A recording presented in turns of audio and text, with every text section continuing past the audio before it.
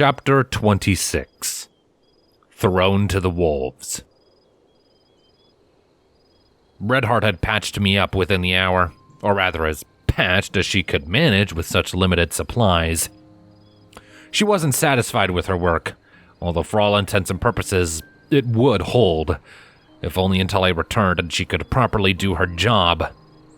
A warm, damp rag was draped over my shoulder and bound over the wound in gauze.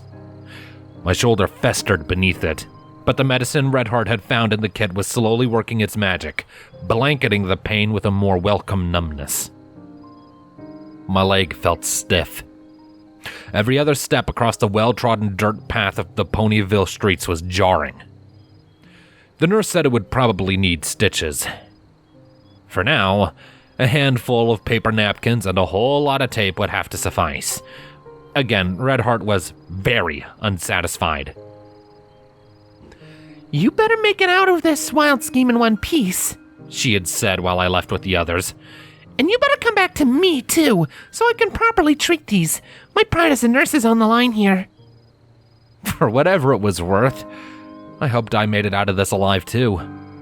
I wanted to trust Princess Luna and her plan, but when we exited the town hall and 2 Timberwolves were waiting for us on the other side of the barrier, I couldn't help but have my doubts. After all, so few things had actually gone well tonight. What worried me most, though, was how silent my interloper was keeping. Normally, it would have something to say by now. I couldn't help but think of what it had said earlier in the night. Was it simply staying quiet and letting me learn firsthand from my mistakes? I tried to push the thought out of my head, but the tension in the air hung over us like a net, and such thoughts never strayed far. I stayed close to Princess Luna as we walked down Ponyville streets. Twilight was on the other side of her, and Fluttershy and Applejack tailed closely behind us. In spite of my protests, Fluttershy was adamant in coming along, and her friends had done little to stop her. She was convinced that we needed her if we were going into the forest, but a part of me worried that what I had said earlier was still in her mind, and that this was just an attempt to prove a point to me. It was luck that Daisy could convince Noteworthy to stay behind, even though he was still disgruntled at the idea. And who could blame him? No one wanted to see their friend tossed to the wolves for a wild gamble. It was part of the reason I wanted him to stay. 2 Timberwolves seemed to guide us to the forest, one on either side. Seemed, only because they didn't attack the moment we stepped past the barrier. Their eyes still dripped with murderous intent as they glared me down. 7 of Princess Luna's guards made a protective circle around us, ensuring that the wolves didn't come too close. Still, the thought of them being so near set me on edge, and any deviation or misstep on the way to the forest was met with a stereo of low growls. I had to get my mind off of them, one way or another. "So, what's the story between you and Thorne?" I asked the princess in almost a whisper. She didn't respond immediately. "Why do you care to know?" I shrugged, as nonchalantly as I could muster. "Well, whoever he is, he wants me dead," I said, looking at her. "Kinda think that gives me the right to know about him. And you seem to be the only one familiar with the creep, too." He wasn't always a creep, as you put it." She frowned. As she spoke, her eyes seemed to focus on something far ahead. Perhaps it was the forest. Perhaps it was something further than that. He was an old friend from a time long ago. Back when the Everfree Forest was naught but a garden. Although you would have hardly recognized him if you had ever known him before. It wasn't until he spoke that I realized it was him, and even then it had been so long. It felt like I was speaking to a ghost. Her voice trailed, and the silence that followed seemed to drag. As we passed the last of the buildings in Ponyville and entered the park, she broke it with an emotionless snort and a shake of her head. I wasn't even certain if I wanted it to be him. He had disappeared 2,000 years ago, when the forest sprang forth and claimed my family's castle. I thought he had perished, consumed by the Everfree like many others. A part of me wishes he had. She looked at me, and there was a sadness in her eyes, almost sympathy. He is old, Hunter. The mortal mind was never meant to live as long as his. I am beginning to fear that all that is left of him is a hollow shell, driven by a perverse sense of duty. Wait, 2,000 years ago? I interjected. How did you know him again? He was a mentor of a sort, she replied, missing the entire point of my question. Back when magic was widely unmapped, for lack of better words. Many tribes and kingdoms were quickly learning how to tame the world around them through different forms of magic. Father summoned the brightest of minds to our keep to teach the arts of magic to me and my sister. And at the time, Thorne was a master of his trade. Twilight leaned in, taking an interest in our conversation. But, wait, if this Thorne character was such a master of magic, why haven't I heard anything about him? I've read almost every book of magic history and theory Kennerla Castle had to offer, and he never came up. His art was from a different field of magic, Twilight. Most names you have heard of in your studies were unicorns like yourself. However, there are very few practitioners of alchemy in this kingdom.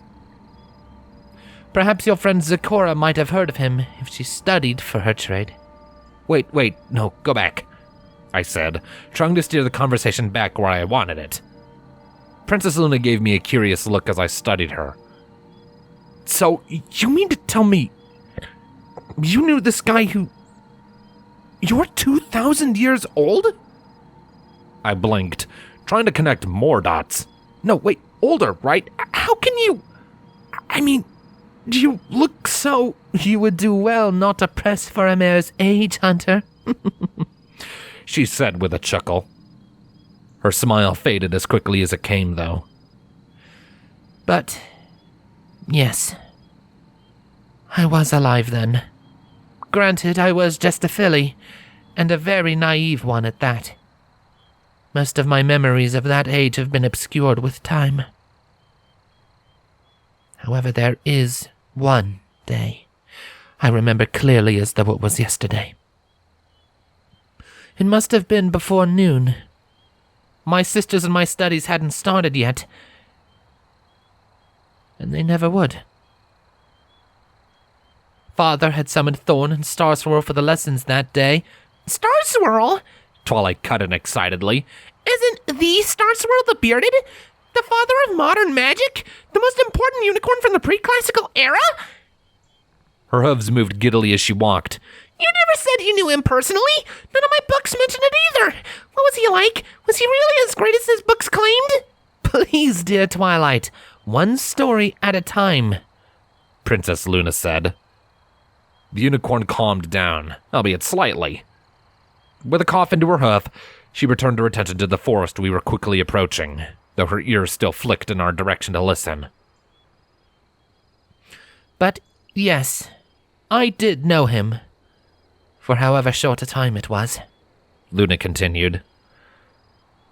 Like Thorne, he was summoned by Father to teach me and my sister in the ways of magic.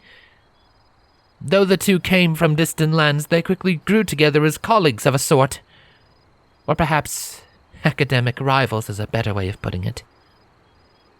Both were masters of their fields, each convinced that their paths would lay the foundation for future magical studies. It was a rather strange relationship those two shared because of it. Not quite friends, but not quite enemies either. Oftentimes our lessons were stalled as they argued with one another, challenging each other's views. A quick snort escaped her, and I thought I caught her rolling her eyes. To this day, I still do not know if I would consider those moments a blessing or a curse. I am not proud to admit it, but their lessons hardly ever held my attention for long. As pleasant as it was to not slave away at my notes during their arguments, the next lessons always seemed to be fiercer, as if only to prove one another wrong. She paused for a moment. A strange half-smile tugged at the corner of her lips as she became lost in thought. I cleared my throat to grab her attention. On the other side of the guards, the Timberwolf growled at me again, and I flinched, inching a little closer to the princess. I jammed my hands into my pockets before they could betray my nervousness, hissing as the wounds on my fingers scraped against the denim linings. My apologies. I am digressing, aren't I? She asked with a shake of her head. In spite of their relationship, they eventually came together to collaborate on a project to push known magic to its limits in an attempt to learn more. Regrettably, I was too young to even care to remember what it could have possibly been about. One day, Father summoned them both for our lessons. But before they would ever start, they asked him to come with them to the garden. We had reached the tree line of the Everfree, and Princess Luna stopped just before entering. The rest of us came to a jarring halt around her, even the wolves, though they were none too pleased. The two wolves circled to the front, their muzzles twisted into mangled snarls. The guards came up from each side to form a barrier between us, but the princess seemed none the wiser to any of it. Her eyes were locked on something that hid far deeper in the trees. And that was the last time I saw any of them, she said, her voice almost a whisper. Father, Star Swirl, Thorne. They never came back. This thing took them, this forsaken forest. It consumed them and quickly grew, claiming all in its path. It swallowed our castle whole. Mother had barely enough time to escape with me and Celestia, and when she finally felt we were safe at the edge where its rampage finally came to an end, she left to find Father, only to disappear with him. With our capital lost, our diarchy nowhere to be found to maintain order, our kingdom quickly crumbled, devolving into 3 bickering tribes. The rest was history. One of the wolves lurched forward a step, stooping low and barking like a rabid dog. The princess's gaze was finally torn from the trees, and she focused on the beast. She frowned at it, but the look in her eyes didn't show any anger or disapproval. Or so I thought, she continued, pushing forward. The guards hesitantly let her pass, and the wolves backpedaled slowly, keeping their eyes on her until satisfied enough to turn and resume leading us. The rest of us jogged to meet up with her. Now one of the ghosts of my past has returned to haunt us all, speaking riddles of mortal crimes and ancient curses. And for some reason that I cannot fathom, he seems to hold you responsible, Hunter. My stomach flipped inside my gut, and I couldn't help but wonder what I could have possibly done to deserve getting tangled into this mess. Maybe it was just my own rotten luck that a camping trip would result in me pissing off some ancient tree wolf for existing. I do not know what role you play in all of this, she said, turning to me. Or if you even truly do at all. Perhaps we can be hopeful that this is all just some horrid misunderstanding. But unfortunately, only one holds the answers to our questions, and I fear his mind is reaching its end, with naught but this twisted curse left to control him. She paused, returning her focus forward as we marched through the Everfree. I could see something was weighing heavily on her chest. If at all possible, I would like to see this night come to a diplomatic end, she finally said, one without any more blood spilled or terror instilled in the minds of my subjects. Thorne has much to answer to, and I can assure you, Hunter, answer to it he will. But I can feel my old mentor still locked inside that ancient frame. If we can convince him to come with us, perhaps we can learn what this curse is that ails him and find some way to reverse it. For his sake. And those of these other poor souls it has affected. Beg your pardon, Your Highness, but what's that supposed to mean? Applejack piped up behind us. Even though she trailed near the back, I was certain even she noticed that the princess was looking at the wolves that led us when she had added that last part. Talking about curses and timber wolves. She can't be implying that there's no way that... You think they're ponies? Fluttershy squeaked incredulously. What? No, that isn't... Princess, that can't be possible. Twilight sputtered. Right? It may seem strange to believe, Luna said distantly. But before my return, I had never heard of creatures like these timber wolves, as you call them. They seem so unnatural, and the fact that they have sprung up from the same forest that consumed my old home only makes them more peculiar in my eyes. The thought that they could have been anything else before hadn't crossed my mind before, but you saw it too, didn't you, Hunter? I was shocked to be put on the spot. She never took her eyes off the wolves before us, but she did try to blink something out of her eyes. Perhaps it was the same memory I knew she was about to bring up. In that wolf that attacked you at Fluttershy's cottage, she continued, that it was... The words caught in her throat, and she coughed to clear it, her wing reaching up to wipe something from her eye. That it was too late. My spell was already sent by the time I noticed, and there was nothing I could do to change his fate. Now I cannot help but wonder, if he was changed into one of them, how many others were too? Were all of these Timberwolves once ponies? Until the truth can be discerned, I do not want any more harm done to these creatures if it is at all avoidable. They could all be innocent, driven by some primal curse that overwhelmed them. That's a nice thought, but I don't think they're going to share the same opinion of us, I offered grimly. She nodded. Nevertheless, I have a duty to my subjects, even those afflicted by old curses. Do not be discouraged, though. Your safety tonight is still paramount. If given the choice between you or the wolves, my decision will be the same as last, albeit with a heavier heart. We walked in silence for a moment, no one wanting to add to the dismal subject until the princess added one more afterthought. 'Tis a shame, though, truly. Thorne used to hate wolves. The deeper we moved into the forest, the more the canopy of branches up above strangled our only source of light. I had forgotten how difficult it was to tread through the Everfree at this hour without so much as a small fire to guide me.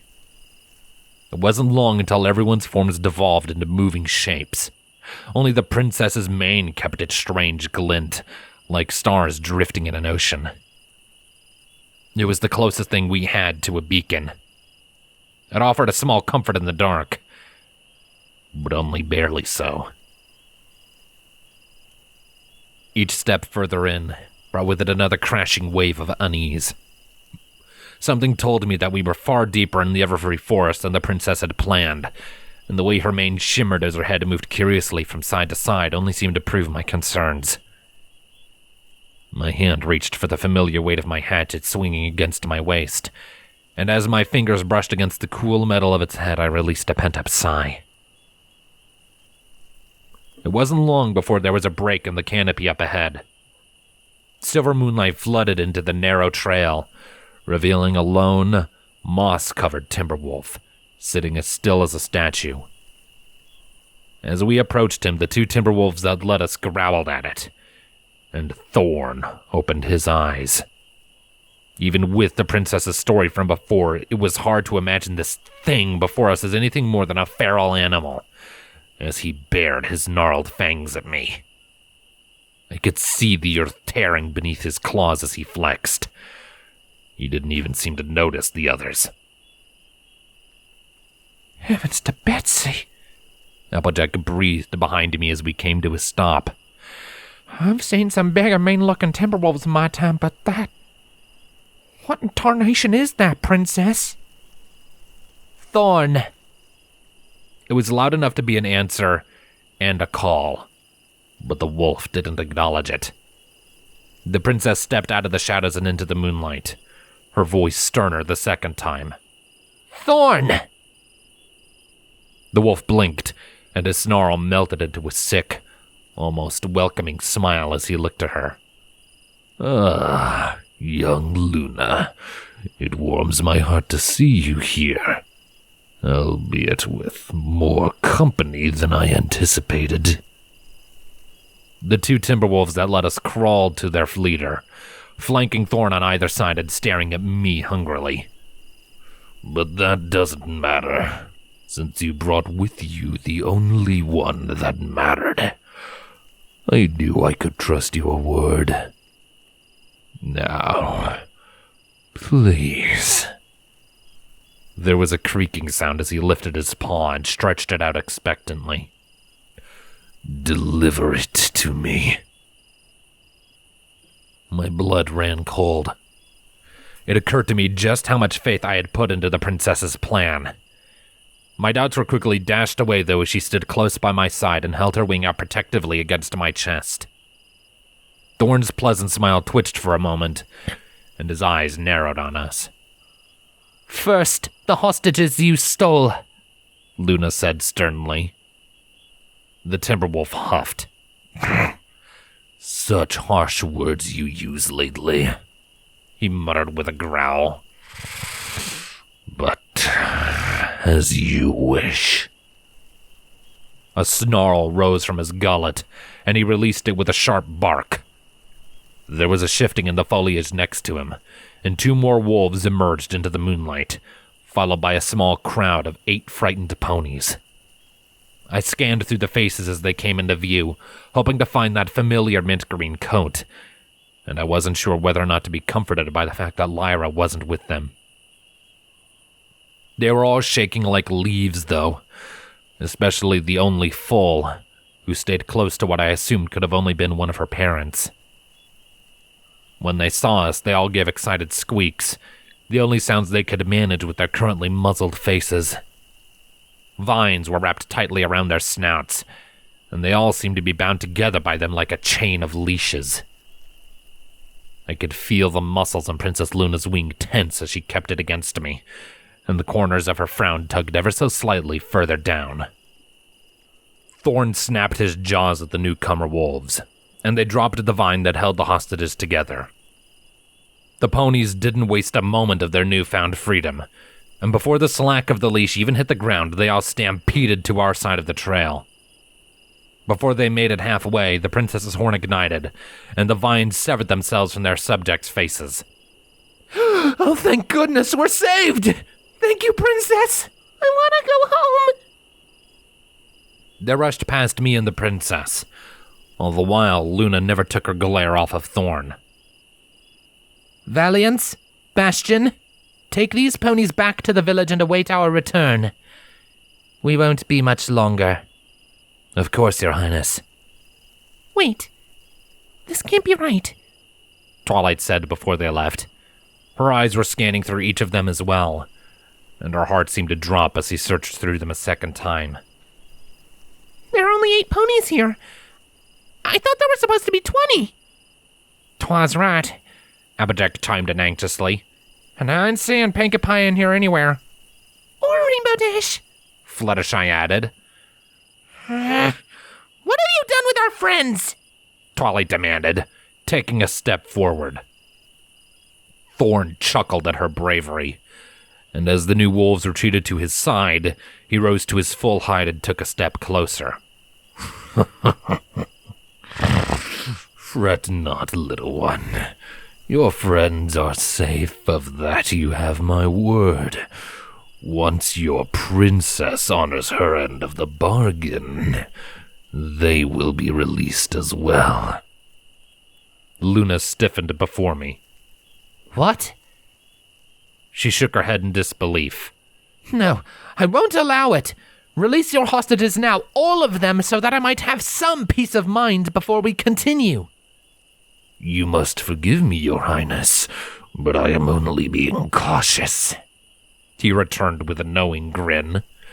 After all, you brought so many ponies with you. I cannot help but question your true motives. You were so protective of the human when last we spoke. This is absurd, she shouted back. To act so frightened of what is barely more than a child. The Thorne I remember would never have acted like this. The Thorne you remember is dead, he snarled. He died long ago, chasing fame with his colleague. I was given this second chance to right our mistakes, and I will not allow it to go wasted. The princess retracted her wing and took a deliberate step forward. I remember all too well the stallion you were before, she said coldly, and it wounds me to see you like this. Once upon a time you spoke of the value of all life in your teachings. Surely you must remember, surely you must realize that this curse has changed you for the worst. She paused. Through the restraint in her voice, I knew she was trying desperately to remain calm and collected. But whether the cause was seeing her old mentor again, or what he did to her subject, was difficult to tell. Come back with us, please, she said, almost pleading. Come to Canterlot with me and we can remove this curse from you. My sister will be there. And me the human, Thorne said curtly. Afterwards, we can go on whatever field trip you desire. Forget the human, she shouted. What is he to you? Look at him, Thorne. Look at him. Magicless, helpless, harmless. What do you see in him worth causing such a catastrophe? There was a moment of silence where all Thorne did was stare at me, and I at him. Even though the princess stood between us, I did not feel safe. His moss-covered lips slowly peeled back into a snarl as the seconds ticked by, like he was caught in a trance. I felt myself shaking, all the way to my core. I see the product of our failure, he finally said in a low growl, never taking his eyes off of me. A monument to our hubris. What fools we were for thinking there would be no consequence to bending the universe to our whim, to tearing the veil between realms.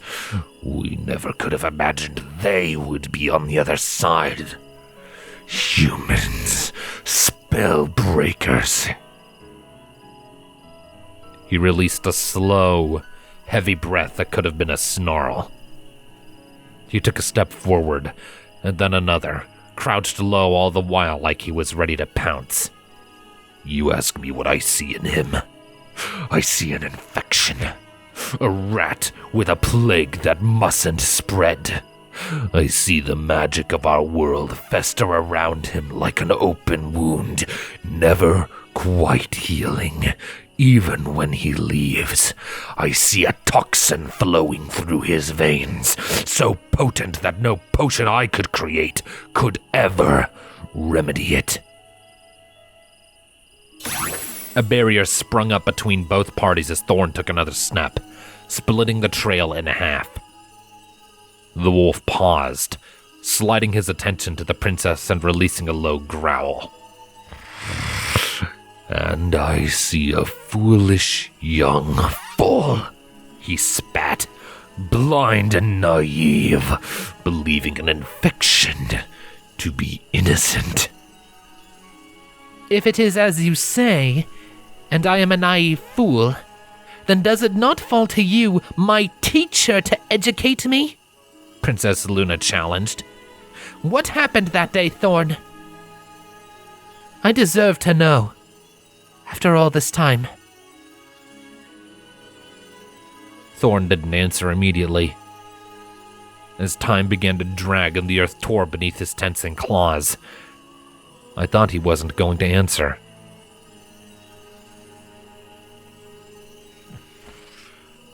I died in a garden, he finally said, softly. And I awoke in a forest, thinking it true. Your mother was there. She brought me back from the brink. Ever the kind mare she was. Princess Luna took a step back. Thorne pressed forward in response. And she asked me that same question. What happened?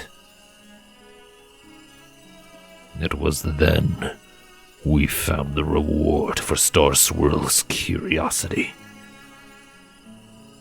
A tear in reality itself, with neither the mage nor the king to be found. The portal, I whispered aloud. Thorne cast me a glare, and I hid a little more behind the princess. Yes, a portal, some may call it, he said. What was meant to be a mere window, shattered and broken into a door. For just a moment the natures of our worlds collided and mixed, and theirs was so much stronger, wilder, savage. The forest around us tonight is a parting gift from that contact, when their nature overwrote ours. The ecosystem grew on its own accord. Storms moved without intervention. Its very magic became tainted. And it was only going to spread. Your mother knew this to be true, and she took it upon herself to right our wrongs. For by an Alicorn's magic the rift was made, and only by an Alicorn's magic could it be sealed. She closed the door and camouflaged it, that no pony would stumble upon it, and with the last of her magic she restrained the forest and suppressed its growth. Her sacrifice was meant to mark the end of the madness, until they began crawling out. He moved slowly to the princess's barrier, glaring daggers into me. Wretched things, capable of breaking the queen's magic with little effort, without thinking of the consequences. They carried that same scent from that day of their nature's hungry chaos. At first, they could be sent back, but then they returned, bringing more, wanting more, taking more. He stopped, reaching up with a claw and scraping it down the barrier. His face was all but pressed against it, and I realized that he wasn't the one stuck in a cage like a zoo. It was us. I soon found that the only way to stop their insatiable hunger was to end it. Your mother might not have known what could have been on the other side, but there is nary a doubt in my mind that her final instruction would be any different. Keep the door closed. Don't let her subjects know. Cleanse the impurities of the other world. His voice lowered, his eyes pinned on the princess. And if you will not honor your mother's last wishes, then I shall take it upon myself to uphold them. as I have for the last 2,000 years. He started to growl, and soon released a piercing howl that echoed throughout the forest. It reverberated for barely a second, when a chorus of wolves cried out to answer it all around us. I froze stiff, even as the bushes around us began to shake, and the air was filled with panting, even as everything inside me screamed to run. Princess?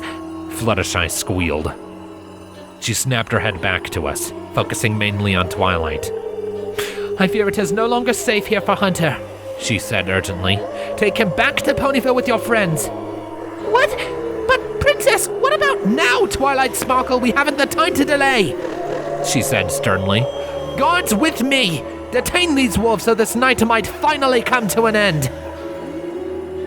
The 5 guards left took her sides. Something tugged at my arm. I turned to find Fluttershy, trying to pull me away with equally frightened eyes. Over the mad barking that filled the air around us, she called out my name. Hunter, come on!